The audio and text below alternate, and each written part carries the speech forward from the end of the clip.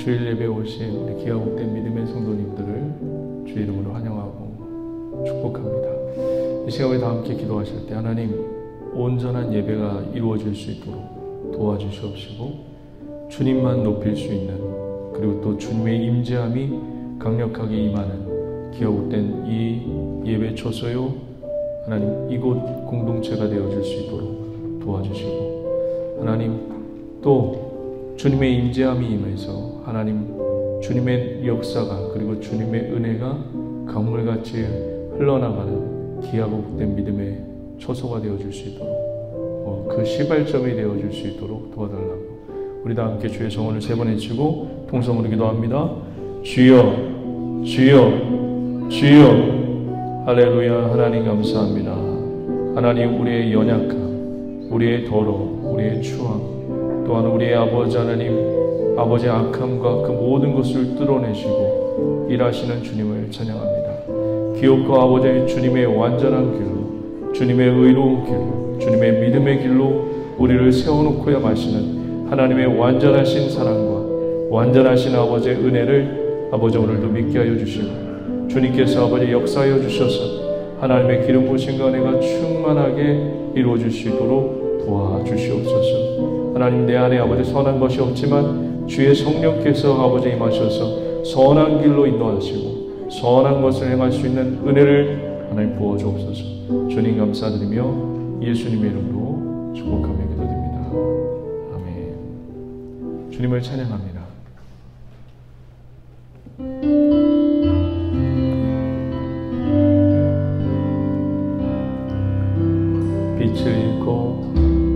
빛을 잃고 한숨 가득한 삶을 주 친히 부르시네. 나의 약함 모두 아시는 주께 내 신을 벗습니다.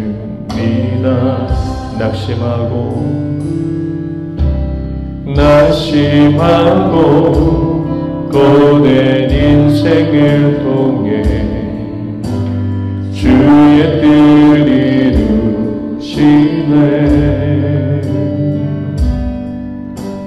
갈 길 잃은 삶의 참 소망 되어 주가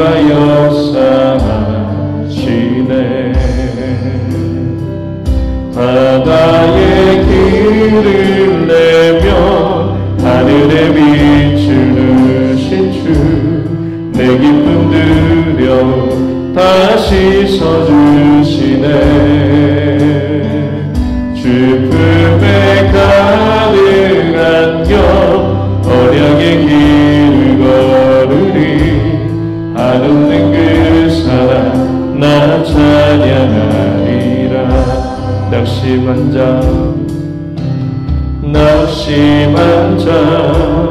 다시 회복하시는 그의 구원을 보라. 묶인 자의 참된 자유 되시는 크신 주 이름 찬양. 바다의 길을 내며 하늘의 빛을 주신 주 내 기쁨 들여 다시 서주시네.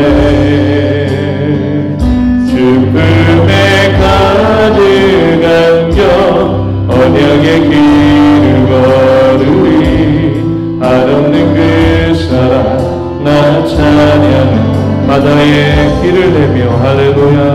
바다의 길을 내며 하늘의 빛을 주신 주 내 기쁨 들여 다시 서주시네.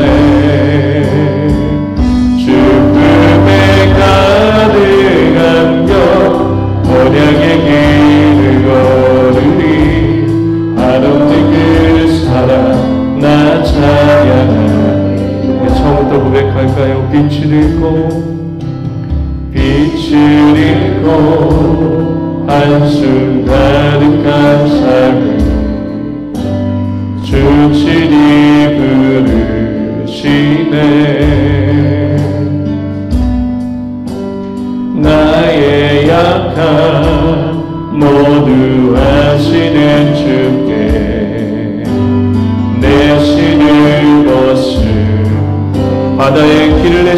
주님을 찬양합니다.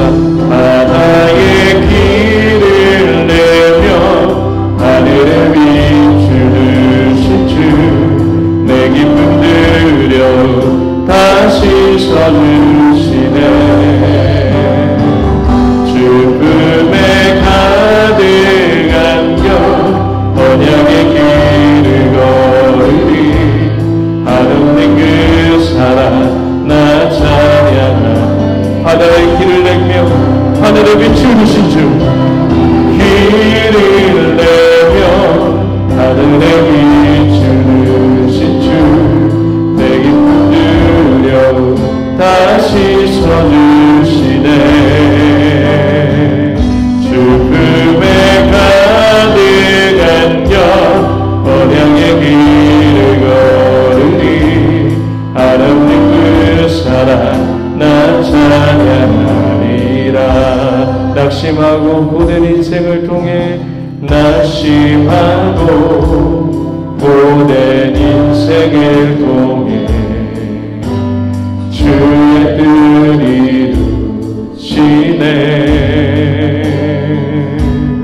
이루시네. 갈 길 잃은 삶의 참 소망 되어 주가 역사하신 바다의 길을 내신 주님을 찬양합니다. 바다의 길을 내며 하늘에 비추듯이 주 내 기쁨 들여 다시 서주시네. 죽음에 가득한 겨 언약의 길을 걸으리. 한없는 그 사랑 나 찬 바다의 길을 내신 주님을 찬양합니다. 바다의 길을 내며 하늘에 비추듯이 주 내 기쁨 들여 다시 서주시네. 죽음에 가득한 겨 언약의 길을 걸으리. 나 찬양하리라. 놀라우신 주님의 사랑을 찬양합니다. 우리 주님께 영광의 박수 올려드립니다. 할렐루야.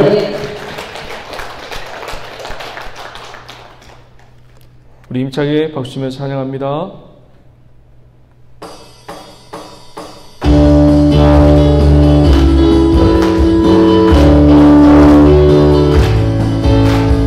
내 안에 부어주소서. 성령의 충만한 기름을 내 안에 충만케 하소서. 성령의 기름을 내 안에 부어주소서. 내 안에 부어주소서. 성령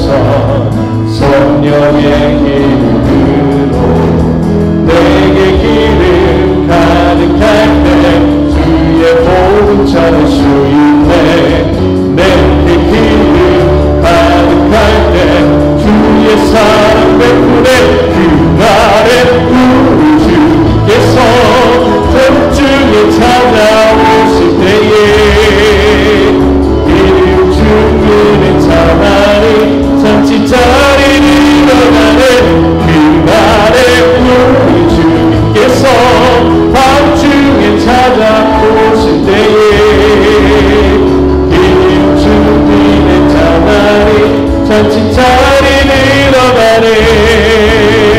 나의 가장 간증 마음 주님께서 기뻐하시고 작은 일에 큰 기쁨을 느끼게 하시는 내가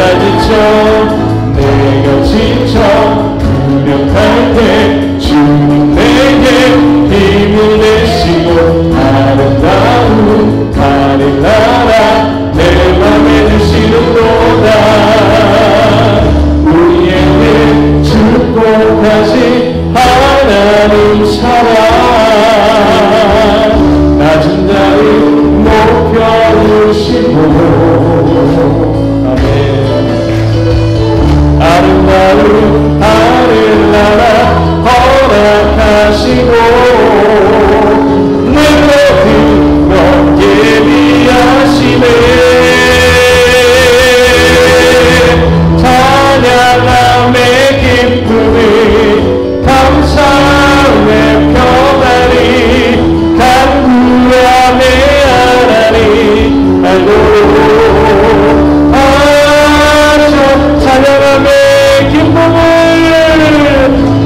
찬양함의 기쁨을 감사함의 평안이 간구함의 하나님 알고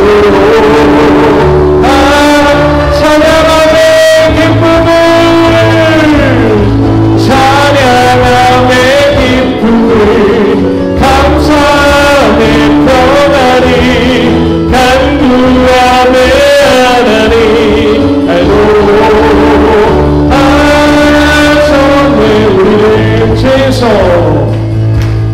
우리를 죄에서 구하시려 주 예수 십자가 지셨으니 기쁘게 부르세 할렐루야. 나 구원 얻었네. 찬송하세 주님 나를 구하셨네. 찬송하세 주가 구하셨네. 우리를 주께서 구했으니 이전에 행하던 악한 이와 주하고 더러운 모든 죄를 온전히 버렸네. 찬송하세 주님 나를 구하셨네. 찬송하세 주가 구원하셨네. 나 지금 죄에서 사함받아 거룩한 백성이 되었으니 이웃이 장막을 벗을 때도 겁날 것 없겠네. 찬송하세 주님 나를 구하셨네. 찬송하세 주가 구원하셨네. 우리가 이 세상 떠날 때에 예수의 손목을 굳게 잡고 영원히 즐거운 천국에서 즐겁게 살겠네. 찬송하세 주님 나를 구하셨네. 찬송하세 주가 구원하셨네. 우리를 구원하신 주님께 영광의 목소리를 드립니다. 할렐루야.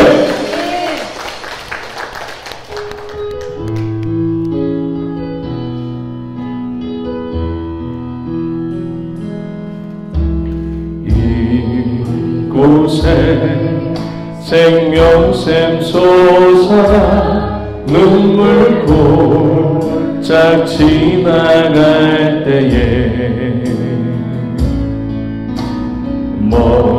멋잖아 열매 맺히고 웃음소리 넘쳐나리라. 꽃들도 구름도 바람도 넓은 바다도 찬양할 찬양하라 예수를 하늘을 울리며 노래해 나의 영혼아 은혜의 주 은혜의 주 은혜의 주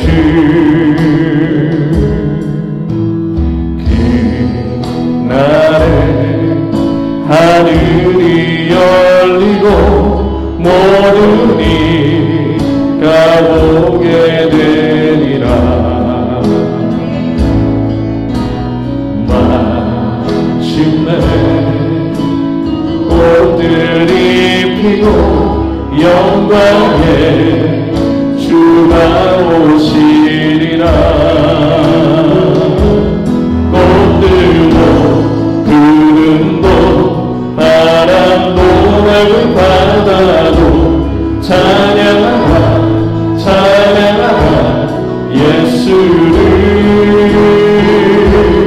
하늘을 울리며 노래해 나의 영혼아 은혜의 주 은혜의 주 은혜의 주 꽃들도 구름도 꽃들도 구름도 바람도 맑은 바다도 찬양하라 찬양하라 예수를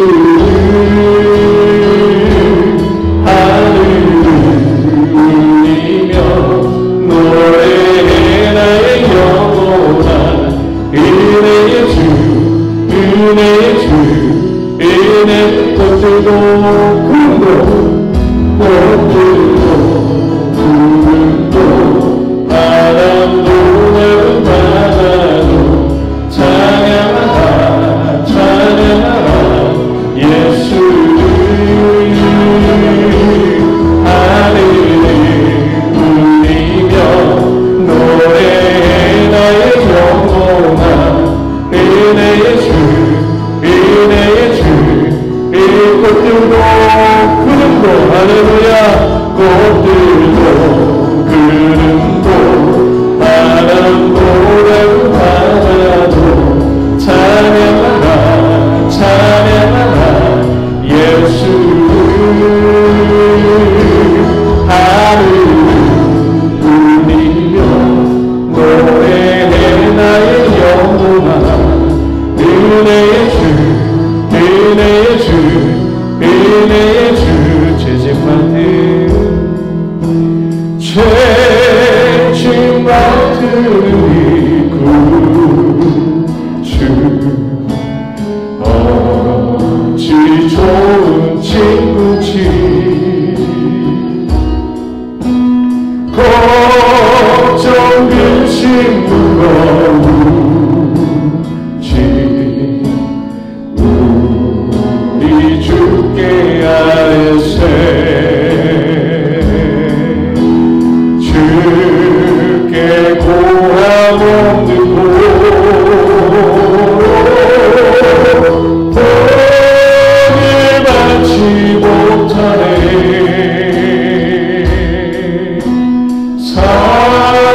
사람들이 의심하여 아를 줄 모를까 시험 걱정 모든 괴로움 없는 사람 누군가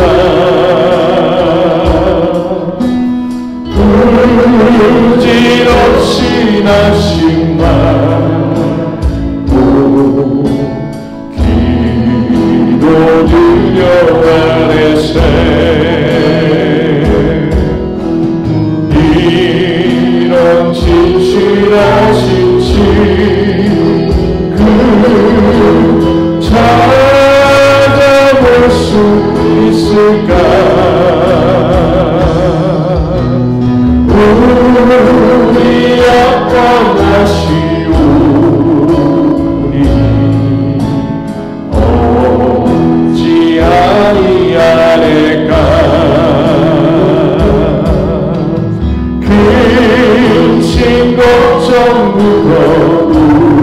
울지 아니 진자는가 피난처의 누비에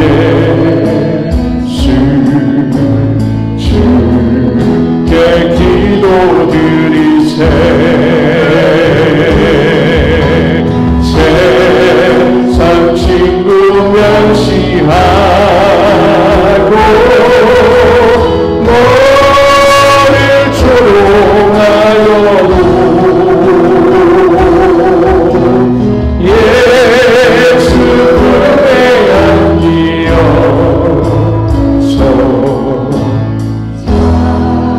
내 뒤로 밟겠네.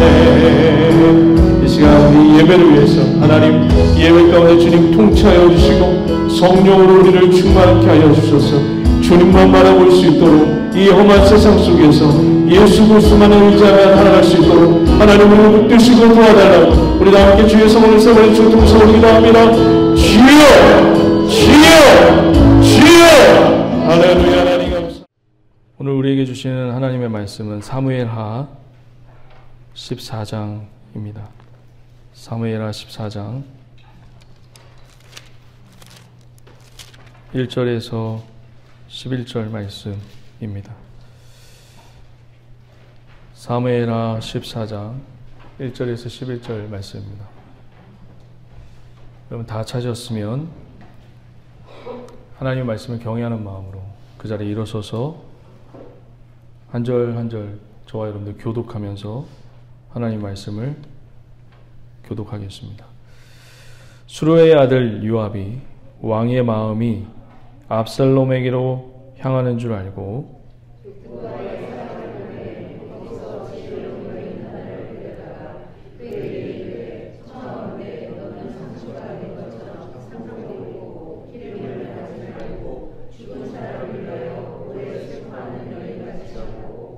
왕께 들어가서 그에게 이러이러하게 말하라고 요압이 그의 입에 할 말을 넣어 주니라.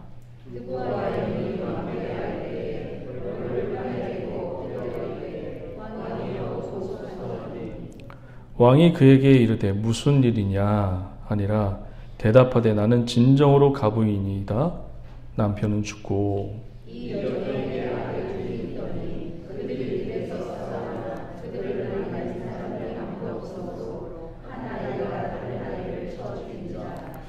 온 족속이 일어나서 당신의 여종 나를 핍박하여 말하기를 그의 동생을 쳐 죽인 자를 내놓으라. 우리가 그 동생 죽인 죄를 갚아 그를 죽여 상속자 될 것까지 끊겠노라 하오니 그러한즉 그들이 내게 남아 있는 숯불을 꺼서 내 남편의 이름과 시를 세상에 남겨두지 아니하겠나이다 하니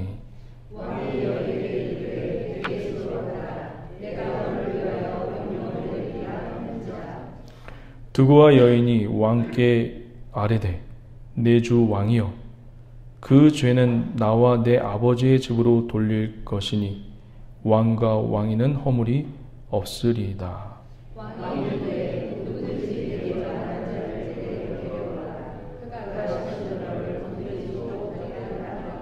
함께요. 여인이 이르되 청하건대 왕은 왕의 하나님 야훼를 기억하여 원수 갚는 자가 더 죽이지 못하게 하옵소서. 내 아들을 죽일까 두려워하나이다 하니 왕이 이르되 야훼께서 살아계심을 두고 맹세하노니 내 아들의 머리카락 하나도 땅에 떨어지지 아니하리라 하니라. 아멘. 함께 자리에 앉으셔서 좌우 옆분들에게 이렇게 인사하도록 하겠습니다. 주님이 붙드시고 지켜주십니다. 한 번 더 인사할까요? 주의 이름으로 사랑하고 축복합니다. 네, 주의 이름으로 사랑하고 축복합니다. 오늘 말씀 내용, 이게 뭐가 있을까 도대체? 지금 압살롬, 다윗의 아들, 그의 장남인 암논을 죽이고 도망간 압살롬이 오늘 이제 돌아오는 거거든요. 이 내용을 통해서 도대체 우리들에게 교훈이 되고 또 우리들에게 영적인 메시지가 될 게 도대체 어떻게 하면 이거를 끌어낼까, 끄집어낼까 굉장히 고뇌하고 고심을 좀 많이 했습니다. 근데 여기에 어마어마한 하나님의 거대한 메시지가 담겨져 있는 것을 발견하게 되었습니다. 다윗이 지금 굉장히 고뇌하고 있는 거예요. 고민하고 있는 겁니다. 지금 압살롬이 지금 도망가 있거든요. 도망간 신세, 그러니까 범죄자의 모습으로 지금 도망가 있어요. 근데 다윗은 이 압살롬의 누구예요? 아버지예요. 그러니까 남이 아니에요. 남이 아니라 자기 아들이에요. 이 아들을 너무 떨어져 있으니까 미운데, 자기 형을 죽인 것에 대해서 밉고 싫은데 아들이니까 또 어떤 거에 마음이 보고 싶기도 한 거예요. 밉고 싫고 보고 싶고. 여러분들도 그런 경우 많이 있죠. 자녀를 키우다 보면 자녀가 너무 예쁘기도 하지만 말썽 피우고 또 힘들게 하면 어때요? 미워요. 미운데 또 이 미운 마음이 또 그런 마음을 계속 갖고 있지는 않잖아요. 또 이 미운 마음이 또 갖고 있으면 또 미안한 마음이 또 있어요. 자녀들에게. 이게 부모입니다. 그걸요, 이렇게 고뇌하고 있는 이 모습을 다윗의 최측근인 군대 장관 요압이 발견합니다. 그래서 그의 환심을 살려고 일을 꾸미죠. 일을 꾸며요. 한 연극 배우를 섭외합니다. 그러니까 연극 배우라는 말은 성경에 없어요. 그러니까 연기를 잘하는 사람을 섭외한 거예요. 그리고 이 섭외한 이 연극 배우에게 요압이 작가가 되어서, 감독이 되어서, 연출가가 되어서 모든 대사 내용들을 다 적어줘서 이대로 해라, 그리고 이대로 연기해라 하는 내용이 오늘 내용이에요. 자, 요압이, 군대 장관 요압이 다윗이 오락가락하는 마음, 압살롬에 대해서 미워했다가도 또 보고 싶기도 해도 그 마음을 간파해서 하나의 어떤 계획을 짜는데, 그 계획을 성경에서는 뭐라고 표현하고 있냐고 한번 보자고요.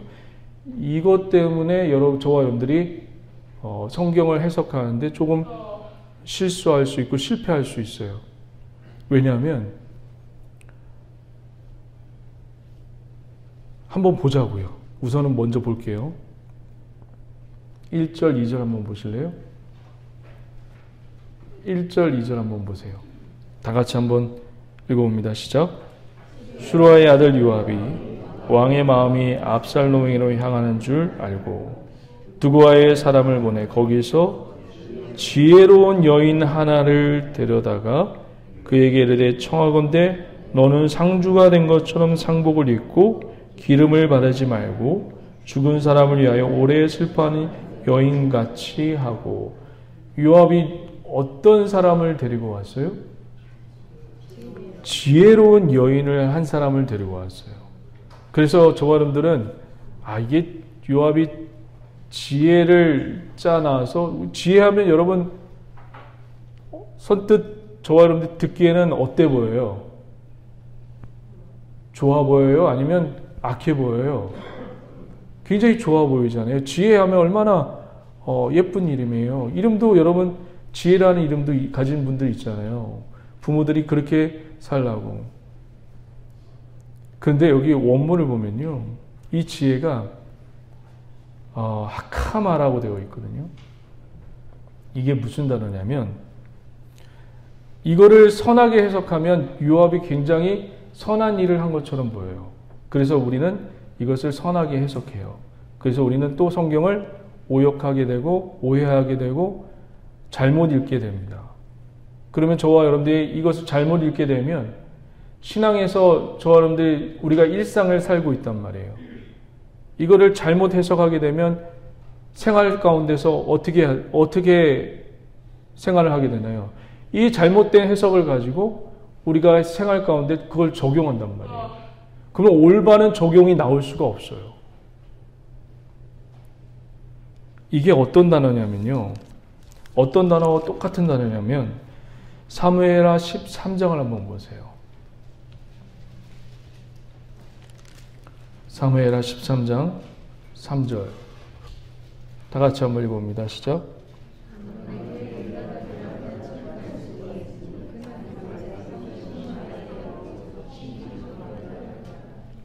암논에게 친구가 있는데 그는 요나답이라는 친구인데 그 요나답은 어떠한 자라고 평가하고 있죠? 심히 간교한 자래요. 이거를 성경에서는 원문에 보면 학함이라고 되어 있어요. 학함하고 학함하고 똑같은 단어예요. 그러니까 요압이 드고아에서 한 여인을 섭외했는데 이 연기를 잘하는 한 여인을 섭외했는데 이 여인이 어떤 자인 거예요? 그렇죠. 간교한 자로도 해석이 가능해요. 그러면 이 요압이 지혜롭게 행한 겁니까? 아니면 어떻게 행한 거예요? 자기 뜻과 고집대로 행한 거예요. 하나님이 없어요. 여러분, 우리의 인생 가운데 하나님을 제하고 일하는 것은 다 망하는 지름길로 갑니다. 그래서 저와 여러분들이 무슨 일을 할 때, 특히 청년들은 직장을 선택할 때 주님 앞에 기도하면서 내가 원하는 것이 아니라 주님이 원하는 것에 서 있어야 돼요. 할렐루야. 그래야지 오래 가요. 그래서 새벽 예배 때 계속 우리 성도님과 함께 이야기하는 것 중에 하나가 뭐냐면 내 꿈이 무너지고 하나님의 꿈이 이루어지는 것이 뭐예요? 비전이에요. 성경에서 얘기하는 비전은 여러분이 꿈이 이루어지는 게 비전이 절대로 아니에요. 내 꿈이 무너지고 하나님의 꿈이 이루어질 때 여러분 정말로 행복한, 힘들 수도 있죠. 직장 생활이라는 게. 그 삶이 얼마나 많은 일들이 벌어집니까? 우리 일생 속에서. 그 일생 속에서 여러분 주님을 놓지 않으시길 주의 이름으로 간절히 축원드립니다. 이게 축복이더라고요. 보니까. 주님을 놓는 순간, 주님을 의지하는 그 순간을 놓는 순간 여러분 어리석은 자의 길로 가게 되어 있어요. 늘 저와 여러분들 마음 가운데 주님을 놓지 않고 주님을 의지하는 마음이 식어지지 않도록 하나님 나를 도우시고 나를 인도하여 달라고 꼭 기도하는 저와 여러분 되시길 주의 이름으로 간절히 축원드립니다. 내 마음 가운데 어느 한순간 주님을 의지하는 마음이 없다? 여러분 서서히 타락해가는 순간입니다. 그거 꼭 명심하세요. 아마 계속 강조할 수도 있어요. 저와 여러분들 같이 신앙생활하면서 계속 듣고 또 듣는 이야기일 수도 있을 겁니다. 내 안에 주님을 의지하는 마음이 식어지는 것이 여러분 그 타락하고 그리고 어리석은 길로 점점점 빠져가는 그 길인 것을, 세상 길로 가고 있는 것을 그걸로 여러분 많은 것으로 분별할 수 있지만 그거 하나만으로도 저와 여러분들의 신앙을 볼 수 있습니다. 요압은 드고아의 한 여인을 초빙해서 이런 이야기를 이야기합니다. 두 아들이 있었는데 지금 치고받고 싸웠어요. 주위에는 아무도 없고 말리는 사람도 없고 싸우다가 형이 아우를 죽였어요. 그 소식을 듣고 동네 사람들이 사람을 죽이면 어때요? 레위기 율법 중에 뭐가 있죠? 이에는 이, 눈에는 눈. 이게 뭐예요? 많은 분들이 이걸 이렇게 해석을 하더라고요. 내가 당한 만큼 남도 당하게 할. 이 복수가 정당한 걸로 생각해요. 이에는 이, 눈에는 눈. 이런 표현이 있어서 복수가 하나님 복수를 정당하게 하는구나 라고 생각을 해요. 여러분, 여기 아이가 있는데 이 아이가 그 친구랑 싸워서 여기 살짝 상처가 났어요. 예를 들면, 그러면 굉장히 부모의 입장에선 싸우다가 화가 나겠죠. 엄청 화가 난단 말이에요. 그러면 이게 뭐가 일어나죠? 부모 입장에선 복수심이 일어나요. 그래서 이 복수심이 어떻게 일어나냐면, 내 아이를 아프게 하고 상한 아이, 심지어는 어디까지 가냐면 없어졌으면 좋겠다. 이게 인간의 복수심이에요. 복수심은 끝이 없어요. 살짝 스쳤는데 이것이 어떤 좋은 부모님은 그러려니 하겠지만 좀 감정이 좀 격해져 가지고 상대방이 용서를 구하지 않고 그럴 수도 있지. 이러면 이제 복수심이 막 활활 타오르는 거예요. 그러면 막 어디까지 그 복수심이 끝까지 가냐면 그 아이 없어졌으면 좋겠다. 더 심하게 당했으면 좋겠다. 이게 인간의 심령이고 심성입니다. 그래서 하나님은 이에는 그 이상을 넘지 말라는 거예요. 그 표현이지 복수심을 정당화시키려고 해서 쓴 표현이 아니에요. 사람의 복수심은 끝이 없어요. 그래서 네가 이를 당했으면 이가 상해서 이빨이 부러져 똑같이 그 이상은 해를 끼치지 말라. 그 메시지가 이에는 이, 눈에는 눈입니다. 그래서 이 동생이 죽었기 때문에 이 형을 똑같이 죽어야 돼요. 두고와의 여인이 다윗에게 찾아와서 지금 동네 사람들이 자기 큰아들을 죽이려고 하고 있습니다. 지금 이 이야기는 여러분 사실이에요? 허구예요? 이 이야기는 사실이에요? 허구예요? 요압이 드고아의 여인에게 집어넣어준 허구예요. 근데 이 허구를 다윗은 어떻게 알아듣죠? 진실로 알고 있는 거예요. 진실로 듣고 있는 거예요. 사실인 줄 알고 있는 거예요. 그래서 다윗이 이런 얘기를 합니다. 절대로 그런 일은 없을 것이다. 너의 큰아들이 죽는 그런 일은 절대로 일어나지 않을 것이다. 라고 이야기합니다. 자, 우리 한번 보실까요? 19절 한번 보실래요? 19절. 이 이야기는 여러분 허구예요. 요압이 영화 감독이고요. 연출자고 그리고 작가예요. 이 모든 이야기를 이 드고아의 여인, 연기를 잘하는 이 여인에게 준 겁니다. 근데 그것을 다윗은 사실로 받아들이죠. 근데 다윗이 그것을 간파했어요. 누가 준 건지를 간파한 거예요. 자, 이제 19절 한번 읽어볼까요? 19절 시작.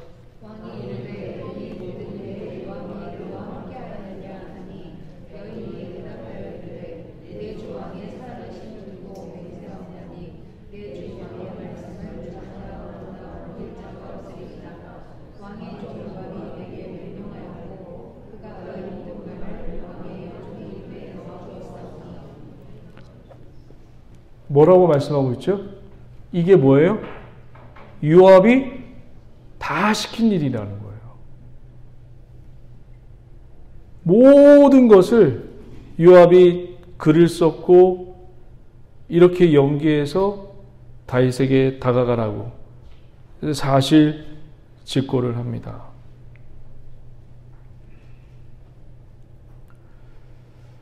다윗이 그 얘기를 듣고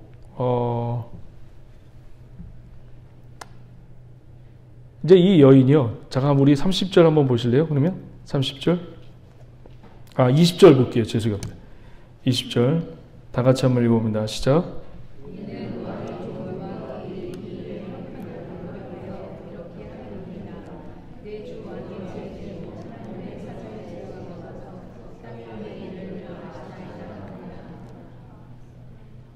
이 이야기가 허구였고 다윗이 그것 허구인 것을 사실처럼 받아들인 거예요. 이해되시겠죠? 무슨 얘기 하시는지. 이때 여러분 이 여인이 질문 하나를 던집니다. 질문 하나를 던지는데 이 질문이 뭐냐면 다윗 왕이 이 허구의 이야기를 듣고 다윗 왕이 뭐라고 얘기하죠? 그 아들은 절대로 죽지 않을 것이다 라고 이야기합니다.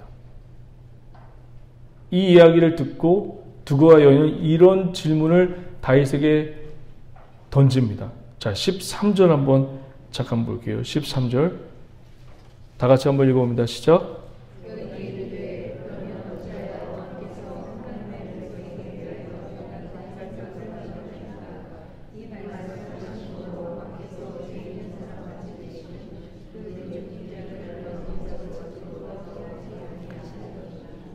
이게 무슨 얘기인 것 같아요? 이게 13절의 말씀이 무슨 얘기인 것 같아요? 좀 말을 좀 어렵게 번역을 했는데 이 얘기입니다. 다윗이 지금 드고아의 여인에게 뭐라고 얘기했죠? 첫째 아들은 죽는다, 산다? 산다라고 얘기를 했어요. 절대로 죽이지 않겠다라고 얘기합니다. 이 13절의 내용이 뭐냐면 다윗 왕이요. 그렇게 내 첫째 아들을 살린다고 하셨는데 당신은 왜 말은 그렇게 하고 실제로 삶에서는 그렇게 행동하지 않습니까? 라는 내용이에요. 다시요. 다윗이 지금 드고아의 그 여인의 허구의 이야기를 어떻게 들었죠? 사실로 들었어요. 그런데 드고아의 첫째 아들, 허구의 인물 첫째 아들을 다윗이 어떻게 한다고 했죠? 살린다라고 말씀하고 있어요. 살린다라고 분명히 이야기하고 있어요. 잘 보세요. 죽지 않는다라고 얘기하고 있어요.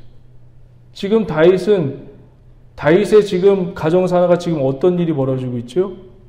셋째 아들이 첫째 아들을 어떻게 하고 있어요? 죽였어요. 그러면 어떻게 해야 돼요? 죽여야 돼요? 살려야 돼요? 지금 모든 사람들이 압살롬을 다 죽이라고 해요. 모든 사람들이 첫째 아들을 다 죽이라고 해요. 근데 다윗은 그 첫째 아들을 살려요. 두고아 여인이 이 이야기를 듣고 왜 다윗 당신은 말 따로 행동 따로 하느냐 그 이야기를 하고 있는 겁니다. 좀 어렵죠? 제가 좀 어렵게 설명하고 있죠? 여러분 표정을 보니까 너무 어려워요. 그래 보여요.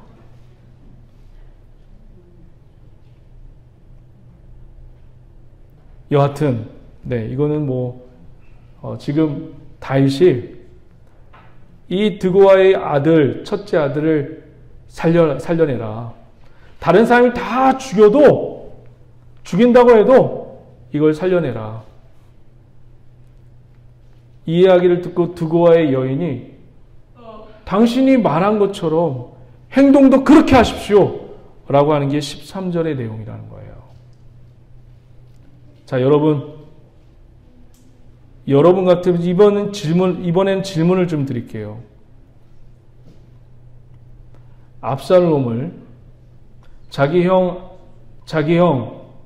암논을 죽인 압살롬을 데려와야 할까요? 아니면 데려오지 말아야 할까요? 여러분이 부모라면 첫째 아들 장남을 죽인 이 압살롬을 이 이야기를 들었다고 해서 데리고 와야 할까요?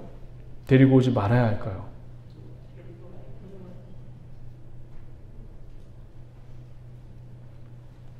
부모의 입장에서는 연민이 지금 일어나고 있고, 그렇죠?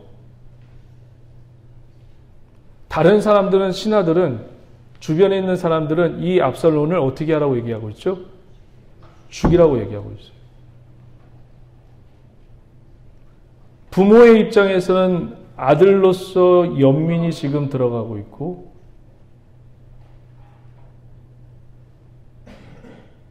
또 한편에는 이 아들을 용서하고 싶지 않은 마음도 지금 다윗의 마음 가운데 지금 왔다 갔다 지금 하고 있는 겁니다.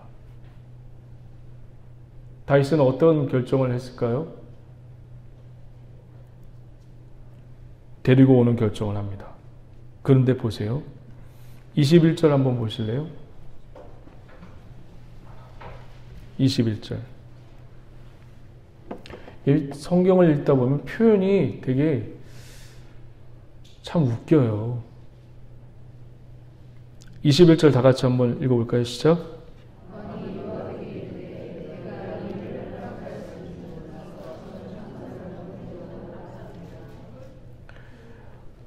압살롬을 뭘로 수식하고 있죠? 압살롬은 누구의 아들이에요? 다윗의 아들이에요. 근데 압살롬을 뭐라고 표현하고 있죠? 아들이라고 표현하고 있나요? 아니면 청년이라고 표현하고 있나요? 그러면 이 아들을 용서한 거예요? 용서하지 않은 거예요?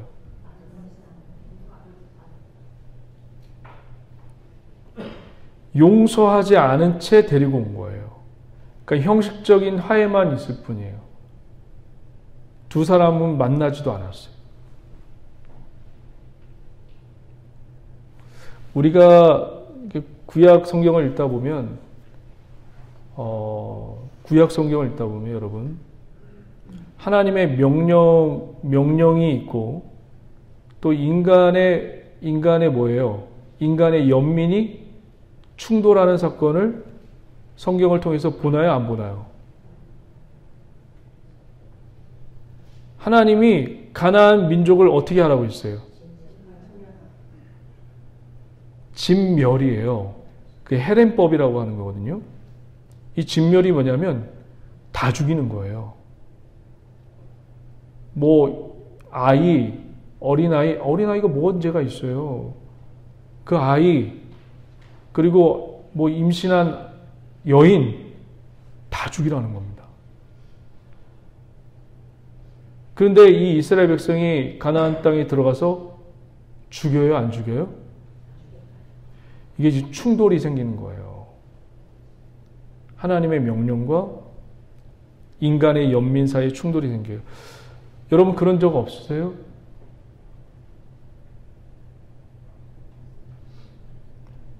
여러분 어떻게 생각하세요? 하나님의 명령이 중요해요? 인간의 연민이 더 중요해요? 어렵죠. 이게 어렵다고요.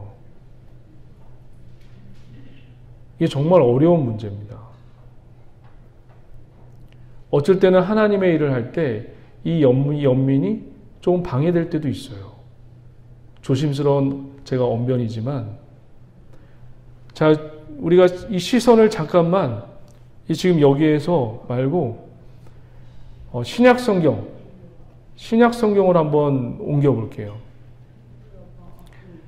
겟세마네 동산에서 아들인 예수 그리스도가 간절히 무릎 꿇고 기도를 합니다. 그 기도가 어떤 기도였어요? 땀이 핏방울이 되어서 이 잔을 내게서 옮겨 주옵소서 라는 기도를 누구한테 올려드리고 있죠? 아버지 대신 하나님께 올려드리고 있어요. 그런데 하나님이 이때 어떻게 하시죠?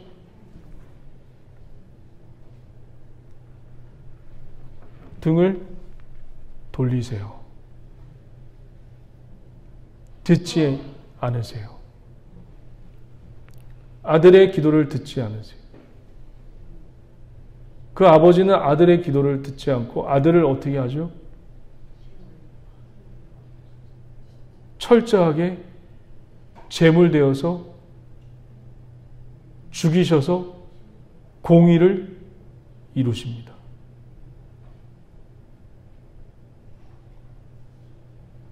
아버지는 아들 예수를 죽여야지만 저와 여러분을 만날 수가 있는 거예요. 그를 죽이지 않으면 저와 여러분을 하나님을 만날 수가 없는 거예요. 그 아들을 반드시 죽여야지만 저와 여러분들이 하나님께 갈 수가 있는 거예요. 이 다윗의 이 모습을 보면서 저와 여러분들은 하나님과 예수 그리스도의 모습을 연상시켜야 합니다. 하나님은 그 아들을 죽이셨어요. 공의를 이루시고 대가를 지불하게 하셨어요. 근데 다윗은, 육신의 다윗은 이 아들을 어떻게 하고 있죠? 대가를 지불하고 있나요? 지불하고 있지 않나요? 지불하고 있지 않고 있어요. 그래서 형식적으로 데리고 왔지만 진정한 화해는 일어나고 있나요? 없나요? 일어나고 있지 않아요. 어디서 알 수 있어요? 21절에서 알 수 있는 거예요. 그 아들을 어떻게 합니까? 청년이라는 표현을 쓰고 있어요. 아들이라는 표현을 쓰고 있지 않아요. 형식적인 화해이지만 그 내부로 들어가면 진정한 화해가 있었다는 거예요? 없었다는 거예요? 없었다는 거예요. 24절 한번 볼까요? 다 함께 읽어봅니다. 시작.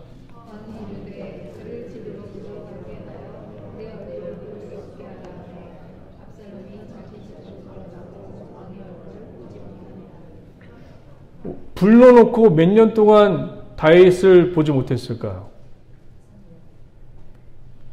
불러놓고 이 압살롬이 2년 동안 보지를 못해요, 아버지를. 압살롬의 입장에서는 어떤 생각이 들었을까요? 끊으려면 왜 불러? 나를 여기다 왜 부르는 거야? 나 편하게 구슬당해서 살게끔 하시지. 왜 불러놓고 보지도 않으셔? 28절 한번 보겠습니다. 28절 다 같이 한번 읽어봅니다. 시작.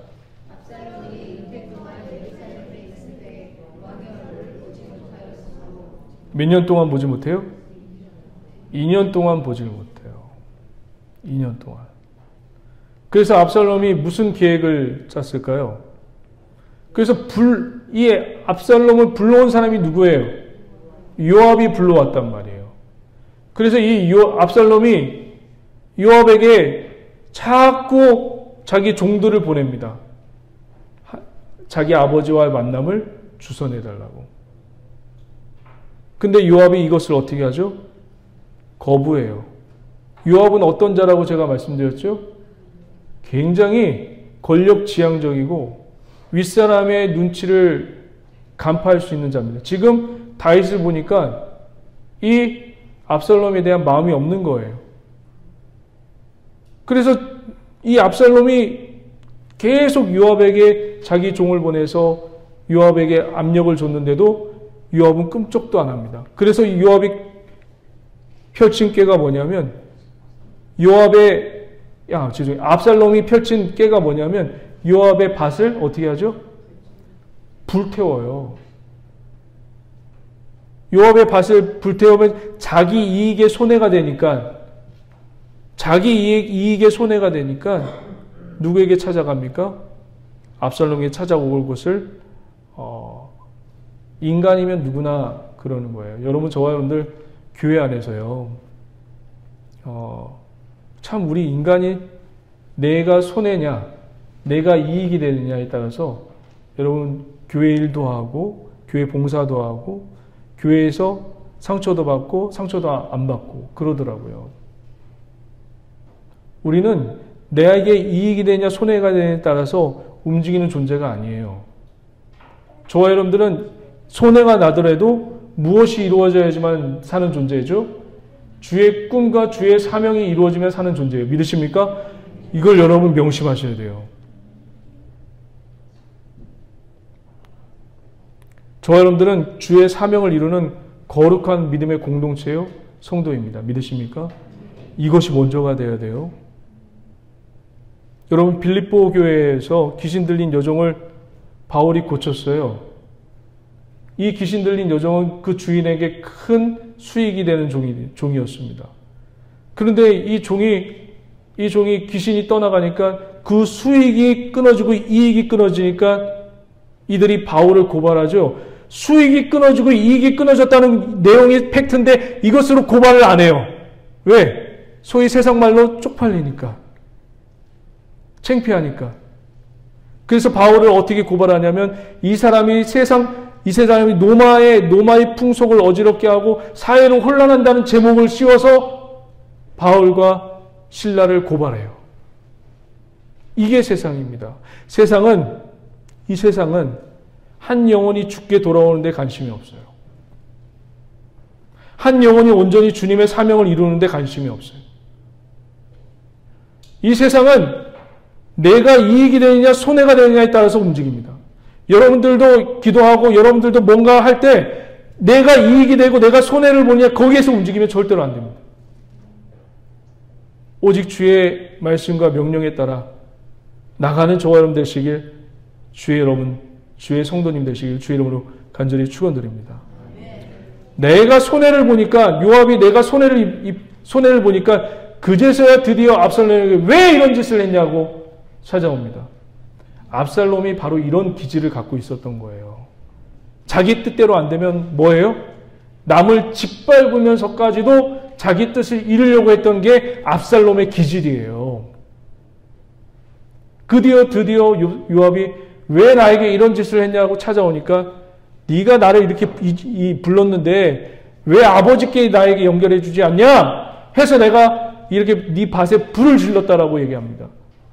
그래서 요압은 압살롬이 더 불을 지를까 해서 드디어 나에게 손해가 될까? 내게 손해를 끼칠까 해서 이 압살롬을 다윗에게 연결해 줍니다.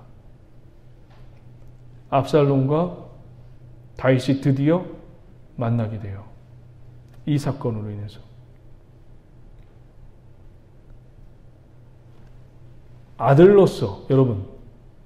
아들로서 아버지를 만날 때 어떻게 만나야 될까요? 그러면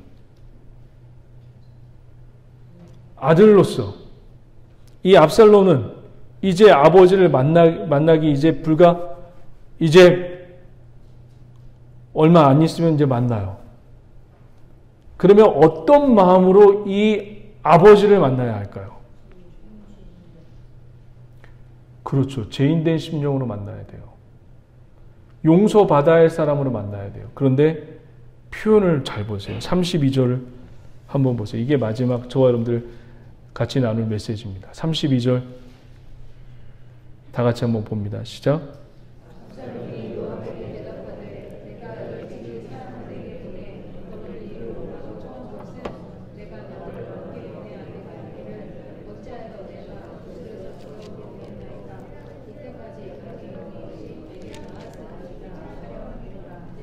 이제 내가 나로 하여금 왕의 얼굴을 볼 수 있게 하랴.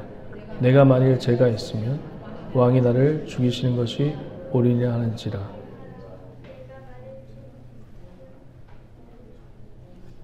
이 표현이 여러분 어때 보여요? 아들로서 아버지에게 가는 것 같아요? 아니면 표현을 한번 보세요. 내가 만일 죄가 있으면 왕이 나를 죽이시는 것이 옳으니라 하는지라. 이 표현 때문에 제가 여기서 많이 묵상을 많이 했거든요.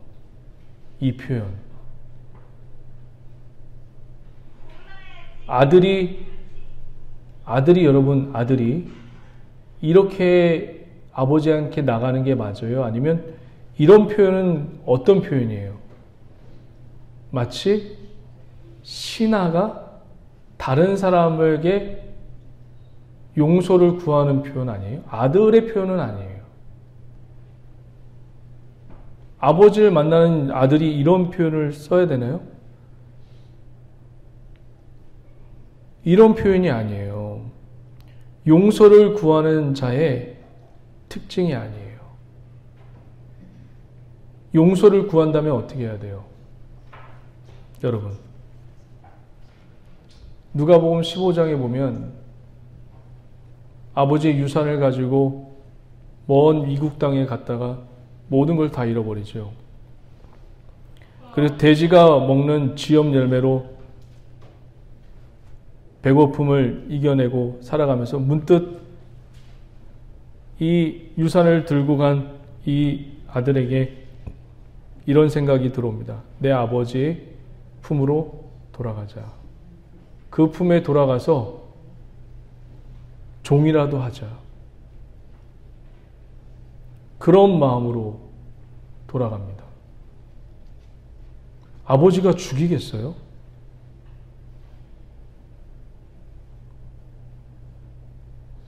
누가복음 15장에 보면 탕자의 이야기가 있죠.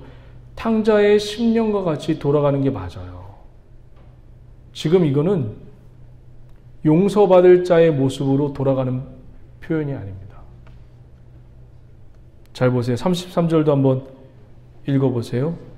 33절 다 같이 한번 읽어봅니다. 시작.